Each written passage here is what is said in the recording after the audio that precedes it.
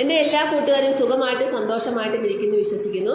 നമ്മുടെ nursery bud റോസിൽ മഴ സമയത്തും ഇതുപോലെ നല്ല രീതിയിൽ പൂക്കൾ കിട്ടണമെങ്കിൽ നമ്മൾ ഒരുപാട് കാര്യങ്ങൾ ശ്രദ്ധിക്കണം. അല്ലാതെ മഴയാണെന്ന് വെച്ച് നമ്മൾ ശ്രദ്ധിക്കാതിരുന്നു കഴിഞ്ഞാൽ നമ്മുടെ റോസാ ചെടി നശിച്ചു പോകും. പ്രത്യേകിച്ച് കമ്പുകൾ കറത്തും ഇല മഞ്ഞളിപ്പും ഒക്കെ രോഗങ്ങളുണ്ടാവും. വണ്ടുകളുടെ ശല്യം, പ്രാണികളുടെ ശല്യം ഒക്കെ കൊണ്ട് മുരടിപ്പും ഉണ്ടാവും. അപ്പോൾ അതൊക്കെ ഇല്ലാതിരിക്കട്ടെ നമ്മൾ ഓരോ കാര്യങ്ങൾ ചെയ്തു കൊടുക്കണം. നല്ല വളപ്രയോഗം ചെയ്തു കൊടുക്കണം. പൗഡർ രൂപത്തിലുള്ള വളങ്ങളാണ് ഈ സമയത്ത് കൊടുക്കുന്നത് നല്ലത്.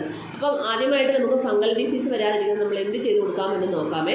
അപ്പോൾ ആദ്യം നമുക്ക് നമ്മുടെ റോസ നേഴ്സറിയിൽ നിന്ന് കൊണ്ടുവന്നത് പ്രത്യേകിച്ച് ബഡ് റോസുകൾക്കാണ് ഈ പ്രശ്നം ഉണ്ടാകുന്നത്. അപ്പം ഈ മഴ സമയത്ത് ഒരുപാട് പുല്ലുകളൊക്കെ കിളുത്ത് ചെടിച്ചട്ടിയൊക്കെ അപ്പടി പുല്ലായിട്ട് നിൽക്കില്ലേ, അതെല്ലാം പറിച്ച് കളഞ്ഞിട്ട് നല്ല വൃത്തിയായിട്ട് വെക്കണം. എന്നാൽ മാത്രമേ ആ നല്ല രീതിയിൽ നമ്മൾ വളം ചെയ്യുമ്പോൾ നമുക്ക് ആ റോസയ്ക്ക് പിടിച്ച് കിട്ടത്തുള്ളൂ. നന്നായിട്ട് പിന്നെയും പുതിയ തളർപ്പുകളൊക്കെ വരത്തുള്ളൂ കേട്ടോ. അല്ലാതെ നമ്മൾ ശ്രദ്ധിക്കാതെ ഒരിക്കലും ഇരിക്കരുത്. അത്രയ്ക്ക് നല്ല മഴയാണ് പെയ്യുന്നത്. അപ്പോൾ ആദ്യം നമുക്ക് ഫംഗൽ ഡിസീസ് ഉണ്ടാകാതിരിക്കാനായിട്ട് നമുക്ക് മഞ്ഞൾപ്പൊടി ഏറ്റവും നല്ലൊരു സൊല്യൂഷനാണ്. മഞ്ഞൾപ്പൊടി 1 ടേബിൾ സ്പൂണോ 2 ടേബിൾ സ്പൂണോ എടുത്ത് നന്നായിട്ടൊന്ന് കുഴച്ചെടുക്കുക കുഴമ്പ് രൂപത്തിൽ. എന്നിട്ട് നമുക്ക് ഇതുപോലെ റോസയുടെ അതായത് കറുത്ത കമ്പോളൊക്കെ ഒന്ന് കട്ട് ചെയ്ത് വിട്ടതിന് ശേഷം അതിലെല്ലാം പുരട്ടി കൊടുക്കുക കേട്ടോ. പിന്നീട് നമുക്ക് 1 ടേബിൾ സ്പൂൺ മഞ്ഞൾപ്പൊടി 1 ലിറ്റർ വെള്ളത്തിൽ ഡൈലൂട്ട് ചെയ്തിട്ട് അരിച്ചെടുത്തിട്ട് ചെടികളുടെ ചോട്ടിൽ ഒഴിച്ചു കൊടുക്കുക. അതായത് ഫംഗൽ ബാധയൊക്കെ ഉണ്ടെങ്കിൽ മാറിക്കിട്ടും. മഴക്കാലത്തുണ്ടാകുന്ന പൂപ്പൽ രോഗങ്ങളും ഫംഗൽ ഡിസീസും എല്ലാം മാറിക്കിട്ടാനായിട്ട് ഇത് നല്ലതാണ്. അതുപോലെ തന്നെ 1 ടേബിൾ സ്പൂൺ മഞ്ഞൾപ്പൊടി 1 ലിറ്റർ വെള്ളത്തിൽ നന്നായിട്ട് ഡൈലൂട്ട് ചെയ്തതിന് ശേഷം അരിച്ചെടുത്തിട്ട് ഒന്ന് അതിൻ്റെ തെളി സ്പ്രേ ചെയ്ത് കൊടുക്കുന്നത് വളരെയധികം നല്ലതാണ്. ഹെൽത്തി ആയിട്ടുള്ള പൂക്കൾ ഉണ്ടാകാനായിട്ടും ഇലകളിലെ മഞ്ഞപ്പൊക്കെ മാറാനായിട്ടും കമ്പുകൾ കറുത്ത് പോകുന്ന ഒഴിവാകാനായിട്ടും ഒക്കെ വളരെയധികം നല്ലതാണ്. അപ്പോൾ ഇതൊക്കെ നമ്മൾ മാറി മാറി ആഴ്ചയിലും 2 ആഴ്ച കൂടുമ്പോഴൊക്കെ ചെയ്ത് കൊടുക്കുന്നത് നല്ലതാണ്. മഴയാണെന്ന് പറഞ്ഞ് ശ്രദ്ധിക്കാതെ ഒരിക്കലും ഇരിക്കരുത്.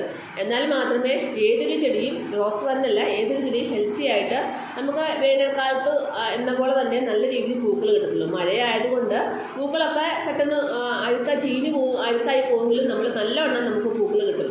ഇത് ഞാൻ പ്രൂൺ ചെയ്ത് വിട്ടതിന് ശേഷം നല്ല രീതിയിൽ പൂക്കൾ വന്ന റോസുകളാണ് കേട്ടോ. അപ്പോൾ ഇതുപോലെയൊക്കെ പൂക്കൾ ഉണ്ടാവണമെങ്കിൽ ഇതൊക്കെ മഴ സമയത്ത് തന്നെയാണ് നല്ല രീതിയിൽ പൂക്കളുണ്ടാകും. അപ്പോൾ ഞാൻ ഒരുപാട് മഴയാകുമ്പോൾ ഈ ഓർക്കിഡ് റോസൊക്കെ ഒന്ന് ഷെയ്ഡിലോട്ട് മാറ്റി വെക്കുവേ. ചെറിയൊരു സൺലൈറ്റ് കിട്ടുന്ന ഭാഗത്തോട്ട് മാറ്റി വെക്കും. ഓർക്കിഡ് റോസ് ഒരുപാട് വെള്ളം നനഞ്ഞു കഴിഞ്ഞാൽ പെട്ടെന്ന് അത് നശിച്ചു പോകുന്നതായിട്ട് കാണാൻ സാധിക്കുന്നുണ്ട്. അപ്പോൾ ഓർക്കിഡ് റോസൊക്കെ ഉള്ളവർ ഒന്ന് മാറ്റി വെക്കുന്നത് നല്ലതാണ്. പിന്നീട് നമുക്ക് നല്ലൊരു വളം ചെയ്ത് കൊടുക്കുക. മഴക്കാലത്ത് കൂടുതൽ മഴക്കാല രോഗങ്ങളും അതുപോലെ തന്നെ മുരടിപ്പൊക്കെ ഉണ്ടാവാറുണ്ട്. അപ്പം ഇതൊക്കെ ഒന്ന് ശ്രദ്ധിച്ച് നമ്മൾ നല്ല രീതിയിലുള്ള ഇപ്പോൾ ഈ ഒരു മഴ സമയത്ത് പൗഡർ രൂപത്തിലുള്ള വളങ്ങൾ കൂടുതൽ നല്ലത്. പിന്നെ മഴയൊക്കെ അതായത് കുറച്ച് വെയിലൊക്കെ കാണുന്ന ഒരു സമയത്ത് നമുക്ക് ലിക്വിഡ് രൂപത്തിലുള്ള വളം കൊടുക്കാവുന്നതാണ് കേട്ടോ. പിന്നെ അതുപോലെ തന്നെ രാസവളം കൊടുക്കുമ്പോൾ സ്പ്രേ ചെയ്ത് ഇലകളിൽ സ്പ്രേ ചെയ്ത് കൊടുക്കുന്നത് ആണെങ്കിലും ഒക്കെ നമുക്കൊരു വെയിൽ കാണുന്നത്, അതായത് ഒരു ചെറിയ വെയിൽ കാണുന്ന സമയത്ത് സ്പ്രേ ചെയ്ത് കൊടുക്കാൻ ശ്രമിക്കുക. അല്ലെങ്കിൽ പെട്ടെന്ന് തന്നെ സ്പ്രേ ചെയ്ത് കൊടുത്ത ഉടനെ മഴ പെയ്യുകയാണെങ്കിൽ അത് പെട്ടെന്ന് ഇലകളിൽ നിന്നൊക്കെ പോയിട്ട് നമുക്ക് ആ ചെടികൾക്ക് കിട്ടാതെ വരും. അപ്പോൾ അതൊക്കെ ഒന്ന് ശ്രദ്ധിക്കുക. അതുപോലെ തന്നെ എക്സോഡസ്, ഇല മുരടിപ്പും ഇല മഞ്ഞളിപ്പും ഒക്കെ ഉള്ള സമയത്ത് നമുക്ക് എക്സോഡസ് ഈ സമയത്ത് സ്പ്രേ ചെയ്ത് കൊടുക്കാം. 1.5 മില്ലി അല്ലെങ്കിൽ മാക്സിമം 2 മില്ലി 1 ലിറ്റർ വെള്ളത്തിൽ നന്നായിട്ട് ഡൈല്യൂട്ട് ചെയ്തിട്ട് ഇലകളിലൊക്കെ സ്പ്രേ ചെയ്ത് കൊടുക്കാം കേട്ടോ.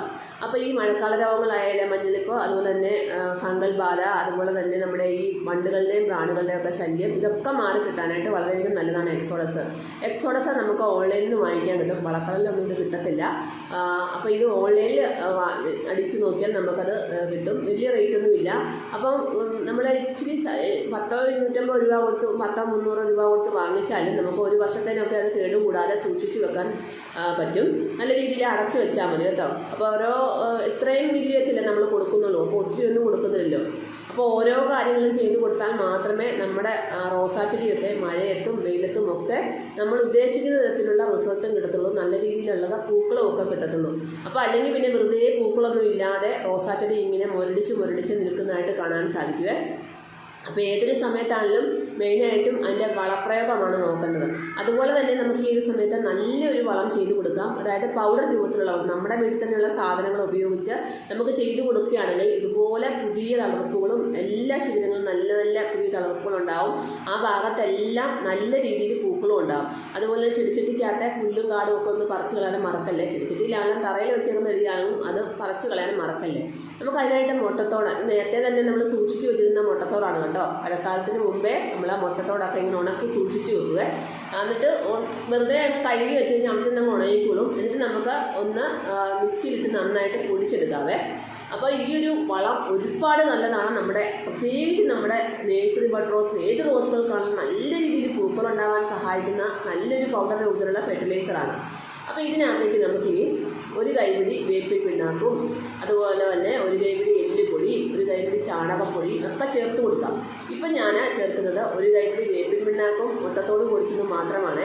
പിന്നെ അതിന് ചാണകപ്പൊടി ഉണ്ട്, അതൊക്കെ നമുക്ക് ചേർത്ത് കൊടുക്കാവേ. അപ്പോൾ ഇനിയിപ്പോൾ ഇല്ലാത്തതുകൊണ്ട് ഞാൻ അതേമാണ് ചേർത്തത്. ഇതാണെങ്കിലും ധാരാളം മതി. നമ്മുടെ ഈ ഒരു റോസയിലുണ്ടാകുന്ന കേടുപാടുകളും കേടായിട്ടുള്ള രോഗങ്ങളൊക്കെ ചിലപ്പോൾ കേടൊക്കെ ഉണ്ടാകും മഴ സമയത്ത്.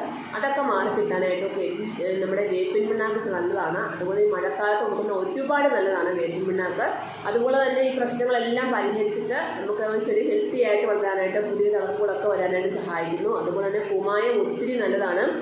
ഈ കുമായം ഇടുന്നത് മൂലം നല്ല ഒരു രീതിയിൽ മണ്ണ് നന്നായിട്ട് ട്രീറ്റ് ചെയ്ത് നല്ല വളക്കൂറുള്ള മണ്ണാക്കി നമുക്ക് അതിൽ നിന്നും നമ്മുടെ ചെടികൾ വലിച്ചെടുത്തിട്ട് നല്ല രീതിയിലൊക്കെ ചെടി വളരാനായിട്ട് വളരെയധികം സഹായിക്കുന്നു. കുമായം പണ്ട് മുതലൊക്കെ നമ്മൾ ചെടികളുടെ ചോട്ടിലൊക്കെ ഇട്ട് കൊടുക്കുന്നതാണ്. പച്ചക്കറി തൈകൾക്കും പൂച്ചെടി ഏത് ചെടികൾക്കും നമുക്ക് ഇട്ട് കൊടുക്കാം കേട്ടോ. അപ്പോൾ ഇതുപോലെ പുല്ലൊക്കെ ഉണ്ടോയെന്ന് പറിച്ച് കളഞ്ഞ് വൃത്തിയാക്കിയതിന് ശേഷം നന്നായിട്ടൊന്ന് മണ്ണ് ഇളക്കി കൊടുത്തതിന് ശേഷം നമുക്ക് ഇത് ഓരോ കൈപിടി വീതം നമ്മുടെ ചെടികൾക്ക്, പ്രത്യേകിച്ച് റോസയുടെ ചുറ്റിലും ഇട്ട് കൊടുക്കുകയാണെങ്കിൽ പിന്നീട് വരുന്ന തളിപ്പുകളൊക്കെ നല്ല പോലെ നല്ല പുതിയ തളിപ്പുകൾ. ഇപ്പം മഴ സമയത്ത് ഇട്ട് കൊടുക്കാതിരിക്കും. തുടർച്ചയായിട്ട് മഴ പെയ്യുന്ന ഒരു സമയത്ത് നിങ്ങൾ ഒരിക്കലും ഇട്ട് കൊടുക്കരുത്. മഴയൊന്ന് മാറി നിന്ന സമയത്ത് മാത്രമേ ഒരു വെയിൽ കാണുന്ന സമയത്ത് ഇതുപോലുള്ള വളങ്ങൾ ചെയ്ത് കൊടുക്കണേ.